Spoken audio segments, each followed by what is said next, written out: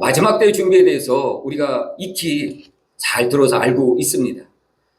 여러분들이 오늘 집에 가서 유튜브를 틀어본다 하더라도 유튜브에는 갖가지 이야기들이 많이 올라와 있습니다. 지금 전쟁과 기근, 난리와 난리의 소문, 또한 지진이 나고 이상 기온, 이런 것들이 이미 성경에 다 기록이 되어 있어요. 그리고 이런 것들이 지금 우리가 사는 삶 가운데 전 세계 곳곳에서 지금 일어나고 있습니다. 그리고 또한 정치적, 경제적, 또 관계적으로도 마지막 때로 치달고 가고 있음을 우리는 피부로 실감하고 있죠. 그런데 우리가 유튜브에서 이러한 많은 얘기를 들을 때 이거는 하나의 징조이죠. 그렇다면 우리 성도들은 어떻게 이 마지막 때를 준비해 나가야 할까요? 어떻게 이 마지막 때를 준비해야 되는지 대부분 보면은 이러한 난리와 난리 소문에 치중하는 경우가 많습니다. 그런데 오늘 본문 말씀은 이런 난리와 난리의 소문보다도 우리가 각자가 개개인이 어떻게 마지막 때에 준비되어야 하는지에 대해서 오늘 본문 말씀이 얘기하고 있습니다. 자, 오늘 본문 말씀 데살로니가전서 5장 1절로 3절을 함께 보도록 하겠습니다. 제가 봉독해 올리겠습니다. 형제들아, 때와 시기에 관하여는 너희에게 쓸 것이 없으면 주의 날이 밤에 도둑같이 이룰 줄 너희 자신이 자세히 알기 때문이라. 그들이 평안하다 안전하다 할 그때에 임신한 여자에게 해산의 고통이 이름과 같이 멸망이 갑자기 그들에게 이르르니 결코 피하지 못하리라. 아멘. 자, 오늘 데살로니가전서 5장 1절로 3절까지에는 마지막 때의 징조에 대해서 몇 가지를 얘기하고 있어요. 첫째는 때와 시기에 관해서는 더 이상 얘기하지 말라는 것이에요. 왜 그날이 도적같이 임하고 또 해산하는 여인이 고통이 이름같이 그날은 반드시 온다는 것이에요. 그날이 반드시 오는데 우리는 어떻게 마지막 때를 준비해야 하느냐, 그거에 대해서 말씀하고 있는 것이죠. 도적이 오는 것은 우리는 다 모르죠. 도적이 한 집을 털기 위해서는 그 집을 몇 번씩 가본대요. 그리고 관찰을 한대요. 어떻게 어디로 들어가야 되고 또 이 집주인이 언제 없는지, 언제 시간을 비우는지 이런 부분들을 연구를 한대요. 그래서 날짜를 정해갖고 딱 간다라는 얘기예요. 근데 집주인은 잘 모르는 것이에요. 왜 깨어있지 못하면 모르는 것이죠. 그래서 백발백중 도둑을 맞게 된다는 얘기. 오늘 본문도 그런 걸 얘기하고 있어요. 이 마지막 때는 때와 시기에 관해서는 우리 모두 알 수가 없다라는 거예요. 예수님께서도 때와 시기는 오직 하나님께서만 아신다라고 말씀하셨어요. 그래서 기존의 이단 사이비들의 대부분의 형태가 어떤 형태였냐면 이 때와 시기에 관한 형태였어요. 그래서 주님이 언제 오신다, 이러한 소문을 퍼뜨려 갖고 사람들이 쏠깃하게 만들죠. 그래서 그곳에서 가서 등록을 하고 그리고 전 재산을 다 팔아 갖고 가서 그곳에 헌금을 하고 그리고 주의 오시는 그 날을 카운트했죠. 근데 주님이 안 오셨죠.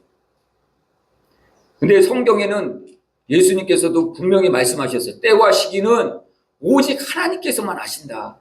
그리고 오늘 데살로니가전서 5장 3절에도 해산의 고통이 이름과 같이 도적이 오는 것 같이 그때와 시기는 아무도 모른다라고 얘기하고 있어요. 그렇지만은 반드시 임신한 여자가 아기를 낳듯이 그 시기는 반드시 온다. 이 두 가지를 오늘 말씀하면서, 그렇다면은 형제 자매들이요, 어떻게 우리가 이 마지막 때를 준비해야 할까요? 그 부분을 이제 얘기하고 있어요. 자, 데살로니가전서 5장 4절, 5절, 6절, 7절 제가 한번 읽어보겠습니다. 형제들아, 너희는 어둠에 있지 아니하며 그날이 도둑같이 너에게 임하지 못하리니 너희는 다 빛의 아들이요 낯의 아들이라. 우리가 밤이나 어둠에 속하지 아니하나니 그러므로 우리는 다른 이들과 같이 자지 말고 오직 깨어 정신을 차릴지라. 자는 자들은 밤에 자고 취하는 자들은 밤에 취하되. 자, 그러면서 주님께서 말씀하시기를, 지금 데살로니가서 5장 1절부터 3절까지는 때와 시기는 알 수 있다라고 말씀하고 있습니까? 알 수 없다라고 말씀하고 있습니까? 알 수 없다라고 말씀하고 있어요. 그리고 예수님께서도 알 수 없다라고 분명 얘기했는데, 오늘 데살로니가서 5장 4절을 제가 다시 한번 읽어드릴게요. 형제들아, 너희는 어둠에 있지 아니하며 그날이 도둑같이 너희에게 임하지 못하리니. 자, 도둑이 오는 것은 알 수가 없어요. 아주 치밀하게 계획을 세워갖고 오기 때문에 집주인은 그거를 알 수가 없어요. 그런데 오늘 데살로니가서 5장 4절은 하나님의 자녀들은 그 때와 시기를 알지 못한다라고 나와 있나요? 그날이 도둑같이 너희에게 임하지 못한다라고 나와 있어요. 자, 이 얘기는 어떤 말입니까? 알지 못한다는 얘기예요? 안다라는 얘기예요? 알지 못한다라는 얘기인데, 하나님께서 택하신 자들에게는 그날이 도둑같이 임하지 못한다라는 얘기예요. 그렇다면 이게 도대체 무슨 말일까요?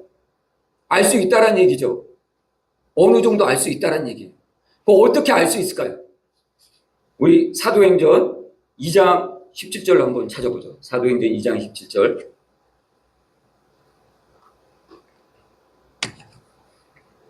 사도행전 2장 17절은 이렇게 기록하고 있습니다. 하나님이 말씀하시기를, 말세에 내가 내 영을 모든 육체에 부어주리니 너희의 자녀들은 예언할 것이요 너희의 젊은이들은 환상을 보고 너희의 늙은이들은 꿈을 꾸리라. 18절까지 내가 읽겠습니다. 그때 내가 내 영을 내 남종과 여종에게 부어주리니 그들이 예언할 것이요. 마지막 때에는 하나님께서 어떻게 사역을 하시냐면요, 각 개인에게 성령을 부어주셔서 각 개인이 주님이 다시 오실 때가 가까이 오고 있음을 각 개인이 인지하게 하신다는 거예요. 인지하게. 그래서 아마 우리도 지금 다 느끼고 있어요. 아, 주님이 정말 오실 때가 가까이 온 것 같아. 가까이 된 것 같아. 어느 정도 인지하고 있다라는 얘기예요. 그런데 오늘 데살로니가전서 5장 5절, 너희는 다 빛의 아들이요 낮의 아들이라. 우리가 밤이나 어둠에 속하지 아니하리니 그러므로 우리는 다른 이들과 같이 자지 말고 오직 깨어 정신을 차릴지라. 자는 자들은 밤에 자고 취하는 자들은 밤에 취하되. 자, 자는 자들은 주님이 오는 것을 알 수가 없어요. 그렇지만 깨어 있는 자들은 주님이 오는 것을 알 수가 있다라는 얘기. 신부가 예수님이 오시는 것을 알고서 등불과 기름을 준비했듯이 주님이 오는 것을 아는 신부들은 등불과 기름을 준비한다라는 얘기예요. 오늘 데살로니가전서 5장 6절에도 주님이 오는 것을 어느 정도 아는 자들은 깨어 있는 자들이라는 거예요. 깨어 있는 자들. 그러면 여러분들은 깨어 있습니까? 오늘 이 시간 우리 각자에게 한번 물어보세요. 이제 주님이 오시는 것을 우리가 다 어느 정도 마음에 인식하고 있는데 나는 과연 깨어 있는 자인가? 안 그러면 나는 깨어 있지 못한 자인가? 안 그러면 나는 취한 자인가?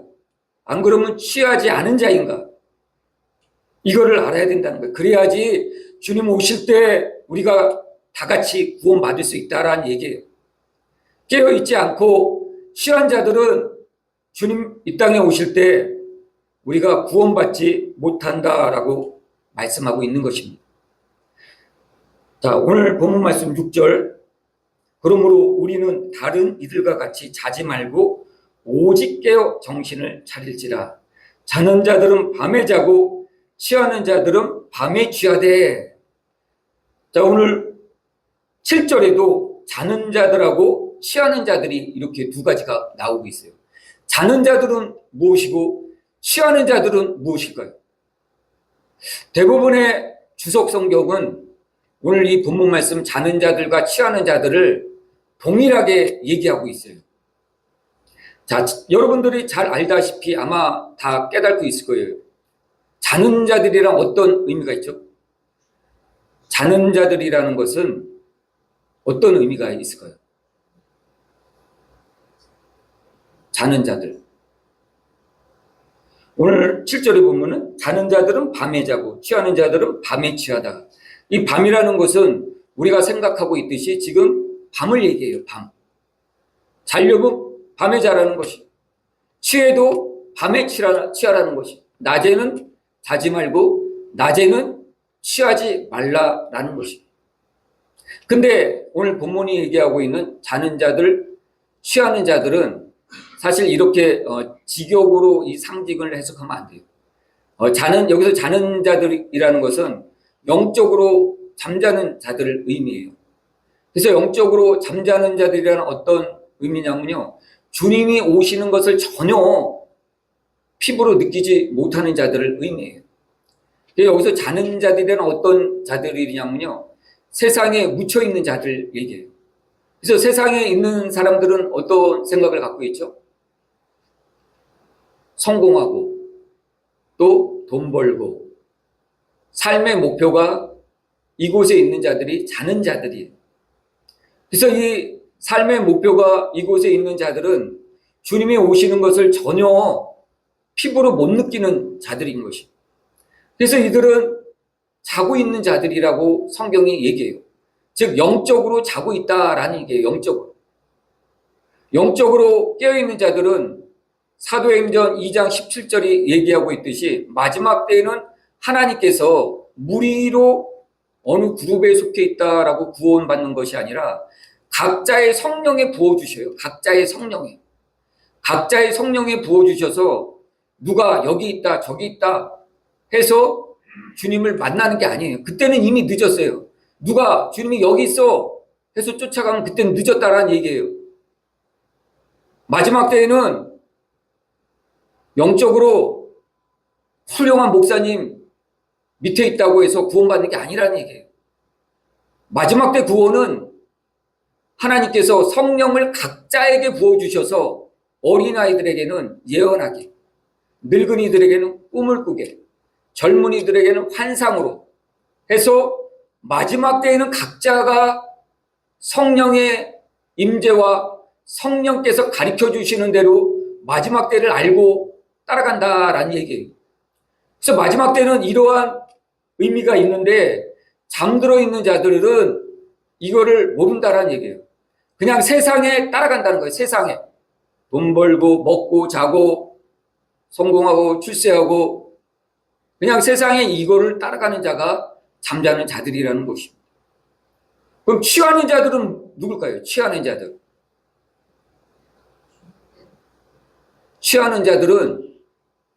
잘못된 신앙을 갖고 있는 자들을 취하는 자들이라고 해요. 이 사람들도 뭔가 주님에 대해서 주님의 오심을 깨닫고 있어요. 그런데 그 단편적인 성경에 너무 취해가지고 그냥 그쪽으로만 계속 빨려 들어가는 자들을 취하는 자들이라고 얘기하고 있는 것이에요. 그래서 우리가 오래전에도 마지막 때에 대해서 얘기하고 많은 사람들을 불러 모아갖고 재산을 다 팔아갖고 오라고 해갖고 그곳에서 함께 지내면서 주님이 오시는 것을 기다렸죠. 이 사람들은 주님이 오시는 걸 인지하고 있어요. 그런데 성경의 말씀을 여러 부분, 여러 각도에서 보고서 하나님의 뜻을 분별해야 되는데 하나의 각도에서만 보고서 말씀을 분별하다 보니까 거기에 취해서 글로만 계속 빨려 들어가고 있는 것이. 취하는 자들은 교회 밖에 있는 자들이 아니에요. 자는 자들은 영적으로 자는 자들이라서 교회 안에 있어도, 교회 밖에 있어도 주님이 오시는 거에 대해서 무관심해요. 그렇지만 취하는 자들은 주님이 강림하신다는 거에 대해서 알고 있지만은 너무 단편적인 성경의 지식에 빠져서 따라간다라는 얘기예요. 자, 그래서 이 주님이 오실 때에 우리는 어떻게 이제 준비를 해야 될까요? 주님이 오실 때 우리는 이제 이 준비를 해야 되는데, 주님이 오실 때는 우리가 이러한 단편적인 지식에 먼저 빠지지 말아야 돼요. 그래서 이런 단편적인 지식은 첫째는 때와 시기가 있어요. 때와 시기가 지금 말씀드렸고요.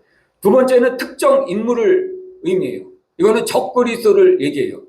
내가 그리스도다, 내가 다시 오신 주님이다 라고 외치면서 어떤 기적이나 표적을 보이면서 자기의 어떤 그 모임 가운데로 오라고 말하는 자들을 의미해요. 그리고 또 특정 장소를 또 의미하는 사람들이 있어요. 우리 마태복음 24장을 한번 찾아볼까요?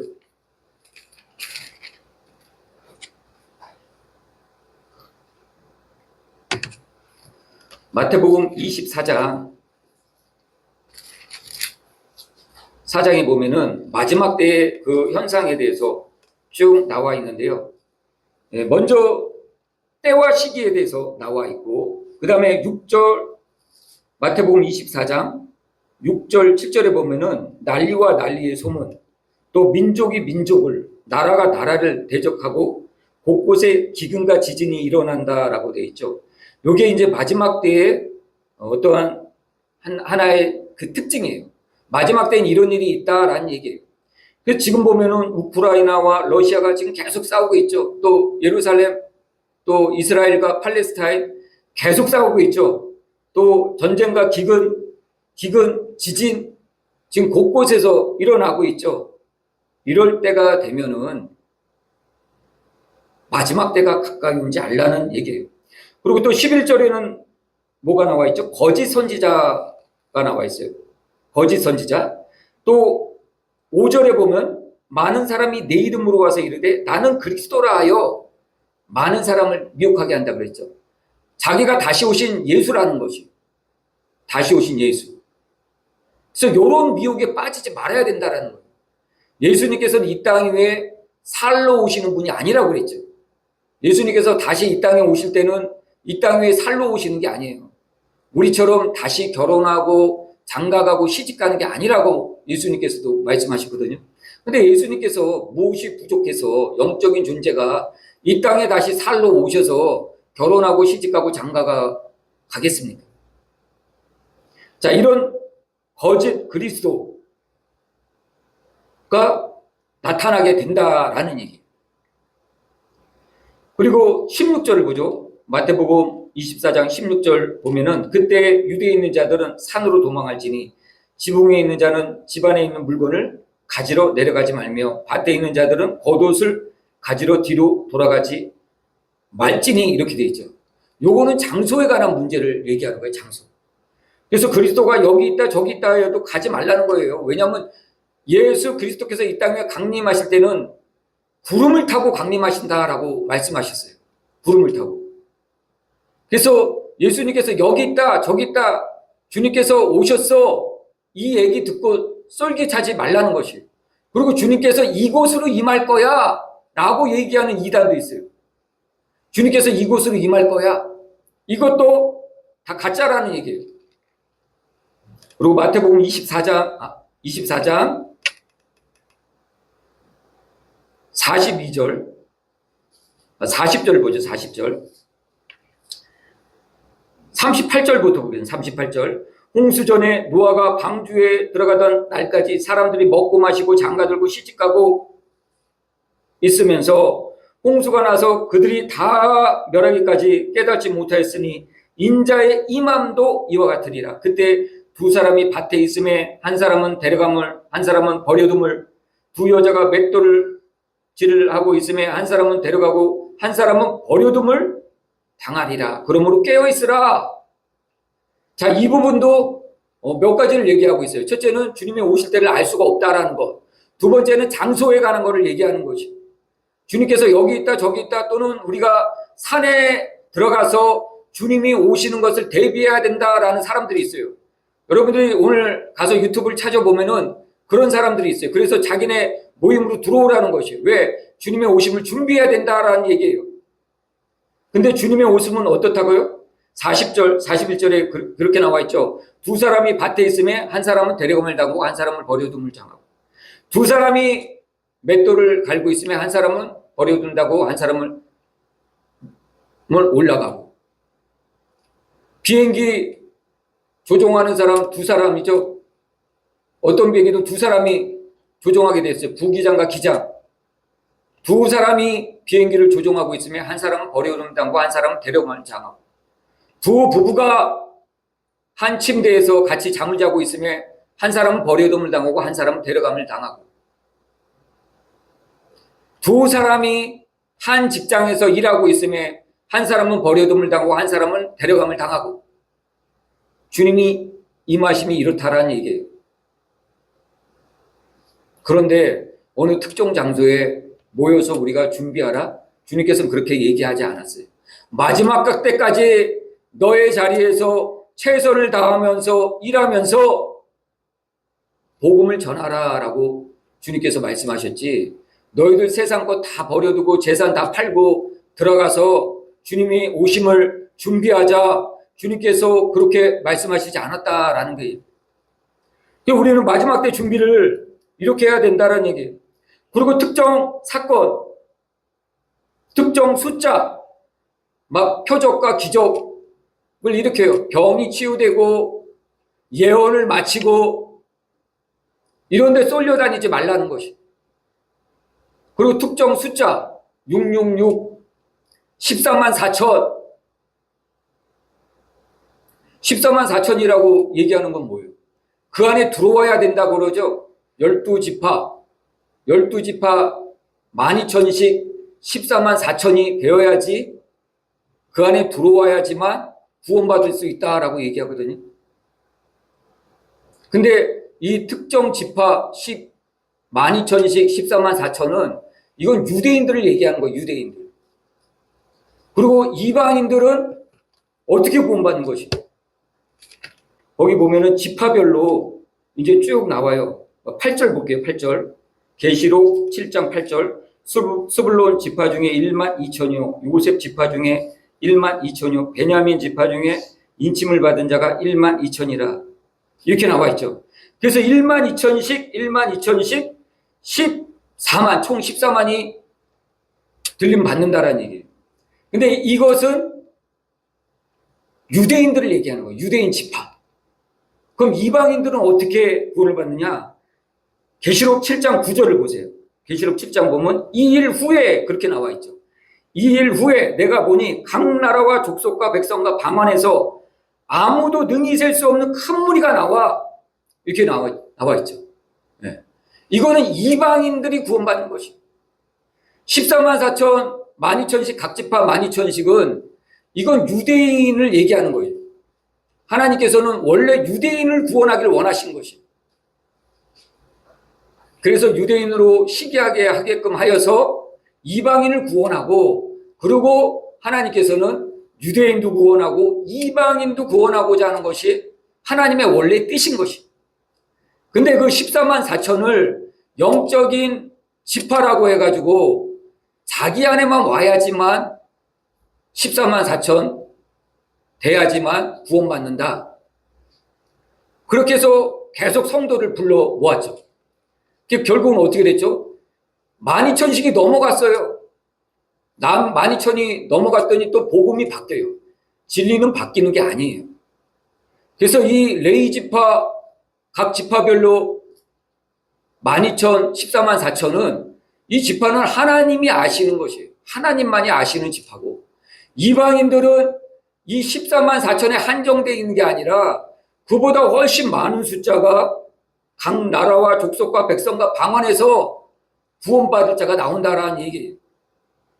근데 많은 이단들의 특징이 뭐냐면은 이런 걸로 미혹한다라는 거예요. 이런 걸로.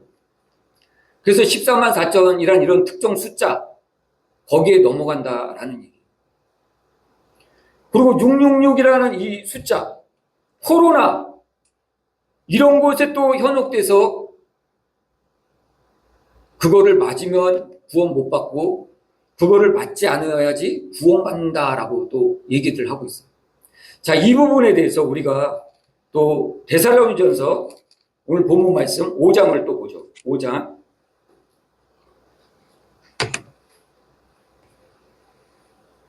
5장 8절은 이렇게 기록하고 있습니다. 우리는 낮에 속하였으니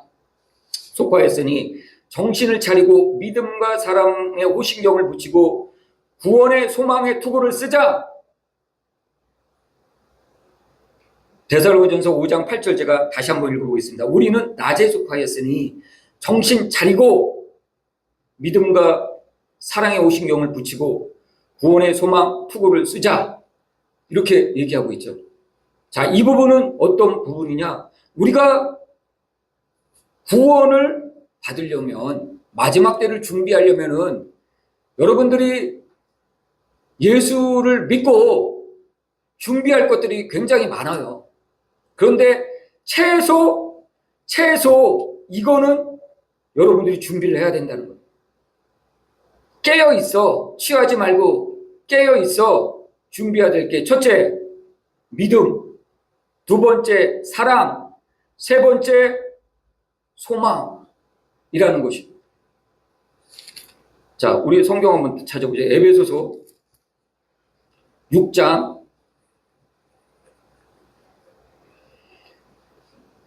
에베소서 6장 14절을 우리 함께 보겠습니다. 그런즉 서서 진리로 너희 허리띠를 띠고 의의 호신경을 붙이고 평안의 복음이 준비한 것으로 신을 신고 모든 것 위에 믿음의 방패를 가지고 이로써 능히 악한 자의 모든 불화살을 소멸하고 구원에 두고 성령의 검 곧 하나님의 말씀을 가지라. 이것은 하나님의 자녀들이 갖추어야 될 갑주를 얘기해요. 영적인 갑주를 얘기해요. 이거를 여러분들이 입어야지만, 영적으로 입어야지만 악한 영과 싸울 수 있다는 것이에요. 근데 에베소서 6장 14절로 17절은 이게 몇 가지를 준비해야 되죠? 자, 첫 번째, 허리띠, 진리로 너희 허리띠를 떼라. 이 한 가지. 두 번째, 호신경, 의의 호신경. 세 번째, 평안이 복음이 준비한 것으로 신발. 셋째, 네 번째, 믿음의 방패. 다섯 번째, 구원의 투구.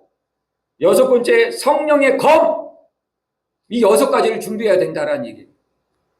자, 요거를 접어놓고서 다시 우리 본문 말씀 데살로니가전서 5장 8절을 다시 보겠습니다. 8절에는 그럼 몇 가지가 나와 있을까요? 우리는 낮에 속하였으니 정신을 차리고 믿음과 사랑의 호신경을 붙이고 구원의 소망의 투구를 쓰고 몇 가지가 나와 있죠? 믿음, 사랑, 소망. 이 세 가지만 나와 있어요. 이 세 가지만. 자, 그렇다면 이건 뭐냐? 자, 믿음과 사랑은 호신경이라고 얘기하고 있어요. 호신경. 두 번째, 구원의 소망의 투구라고 나와 있어요. 투구. 자, 이 세 가지를 준비해야 되는데, 자, 이 세 가지는 어떤 의미가 있을까요? 이 세 가지는 전부 방어하는 것이에요. 방어. 우리가 에베소서 6장을 다시 가보면은, 자, 의의 호신경, 이거 방어죠. 구원의 투구, 이것도 방어죠. 믿음의 방패, 이것도 방어예요. 그런데 나머지 세 가지는 진리의 허리띠, 복음이 준비한 것으로 신, 그 다음에 성령의 검, 그 하나님의 말씀. 요거는 방어용이 아니에요. 방어용이 아니고 나를 하나님의 자녀로 세우는 것이고 또한 공격형 무기예요. 근데 오늘 본문 말씀 데살로니전서 5장 8절이 얘기하고 있는 이 세 가지는 전부 방어용이에요. 방어. 이 세 가지를 준비해야지만이 우리가 적어도 주님 나를 구원해 주세요 하는 명함을 주님 앞에 드릴 수 있다라는 거예요. 하나님 저 구원해 주세요. 왜 구원해 주지 않아요? 라고 얘기할 수가 있다라는 거예요. 자, 믿음은 뭐예요? 믿음이 없이는 하나님을 기쁘시게 하지 못하나니 하나님께 나아가는 자는 그가 계신 것과 자기를 찾는 자들에게 상 주시는 이심을 믿어야 할지니라. 아브라함은 아무것도 모를 때 오직 믿음을 갖고 하나님을 따라 나간 것이, 구원은 반드시 이 믿음이 연결되어 있어야 돼요. 예수 그리스도께서 나의 죄를 대신 짊어지시고 십자가에 못 박혀 죽으셨다는 그 믿음, 예수 그리스도만을 통해서 구원받을 수 있다는 이 믿음, 이 믿음이 없으면 구원받을 수 없다. 이 믿음이 없으면 하나님을 기쁘시게 할 수 없다. 이 믿음이 마지막 때를 준비하는 강력한 도구라는 거예요. 강력한 도구. 두 번째는 뭐예요? 사랑이 있어야 된다라는 거죠. 제가 요즘 계속 기도하고 있는 부분이 하나님 사랑을 주세요. 사랑의 마음을 주세요. 한 영혼을 놓고 눈물을 흘릴 수 있는 이 사랑의 마음을 주세요. 사랑은 여기 있으니 우리가 하나님을 사랑한 것이 아니요, 하나님께서 우리를 사랑하셔서 그 아들 독생자를 우리에게 보내주셨습니다.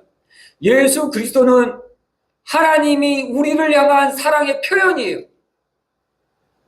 하나님이 우리를 너무나도 사랑하셔서 맨날 말로만 사랑한다 하니까 우리가 알지는 못해요. 우리도 남편을 봐도 아내를 봐도 당신이 나를 진짜 사랑해? 말로만 맨날 사랑한다 하지 뭘 봐야 사랑하지 않을 거 아니에요. 그래서 하나님께서는 우리한테 매일같이 딸아, 아들아, 내가 너를 사랑한다 라고 말씀하고 있는데 우리가 몰라. 우리가 못 깨달아.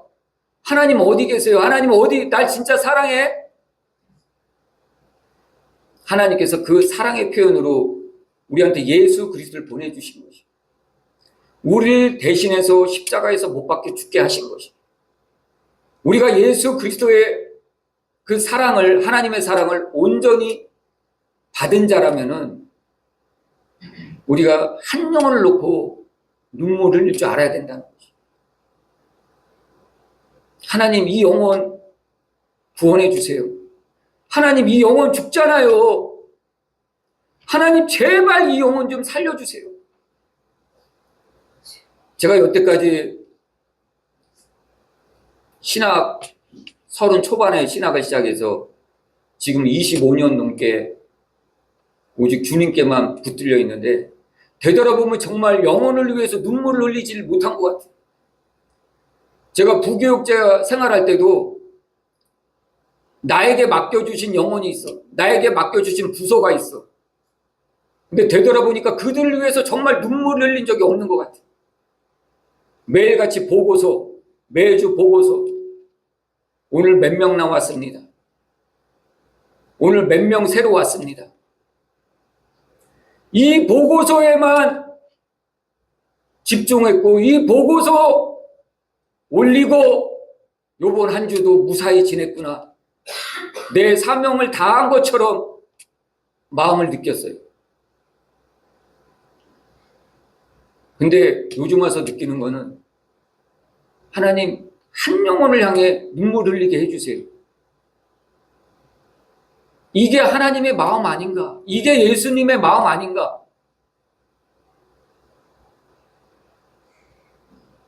내 자식이 죽어가는데 그거 보고 있을 사람이 어디 있겠습니까? 수영을 못해도 뛰어드는 게 부모 아니겠습니까? 한 영혼을 놓고서 내가 눈물 흘리길 원합니다. 이 사랑의 마음을 주시옵소서. 눈물이 너무 안 나와서 짜고 계속 짰어요. 그랬더니 어느 순간 눈물이 나오더라고요.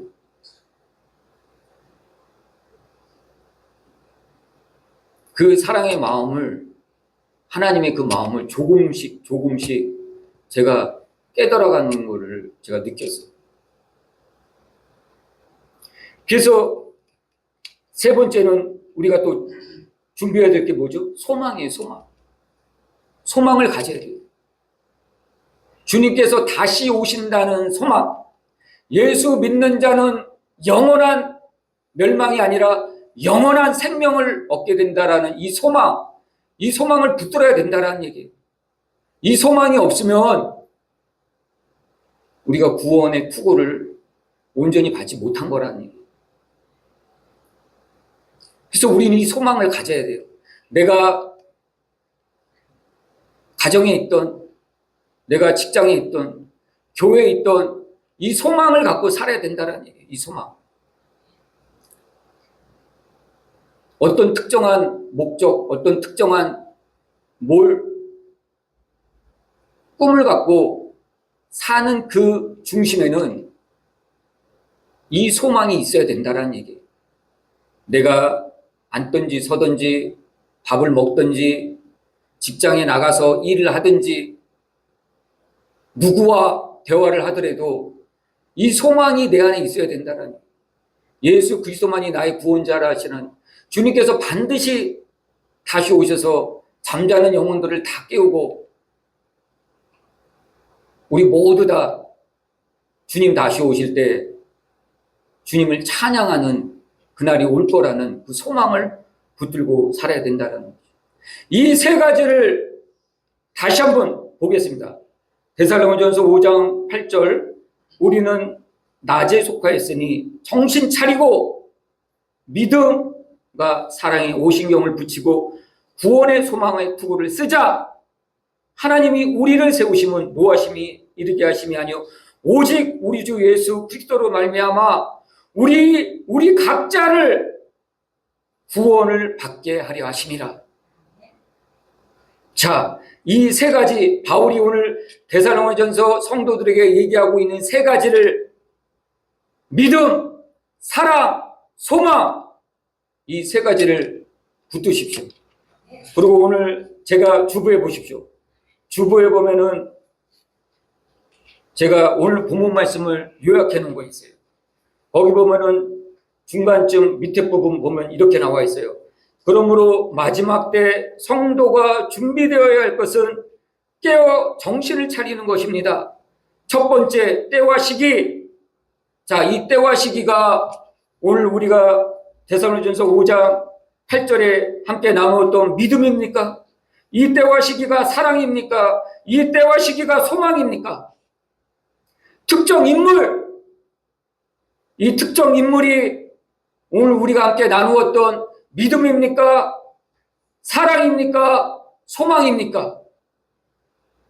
또 특정 장소, 이 특정 장소가 믿음입니까? 사랑입니까? 소망입니까? 또 특정 숫자 14만 4천 666, 이게 사랑입니까? 믿음입니까? 소망입니까? 코로나 주사,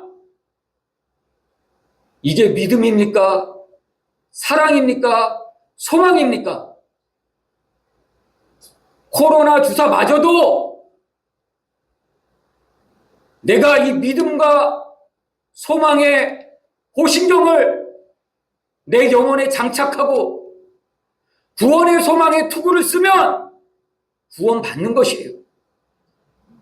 코로나 주사를 안 맞아도 내가 이 믿음과 사랑의 호신경을 내 영혼에 장착하지 못하고 내 구원의 소망의 투구를 쓰지 않는다면 구원 못 받는 것이에요. 오늘 우리는 세상의 여러 가지 이런 표적, 기적, 이적, 또 마지막 때의 징조, 또 특정 인물에 쏠리지 말고 각자가 하나님께서 주신 그 가정과 직장과 교회에서 자기의 사명을 다하면서 믿음과 사랑의 오신경을 장착하고 구원의 소망의 투구를 여러분들이 영적으로 장착했을 때 여러분들은 구원의 확신으로 주님이 이 땅에 다시 오실 때 모두가 다 들림받을 수가 있는 것입니다. 오늘 이 구원의 소망을 꼭 붙드시기는 우리 모두가 되기를 축원합니다.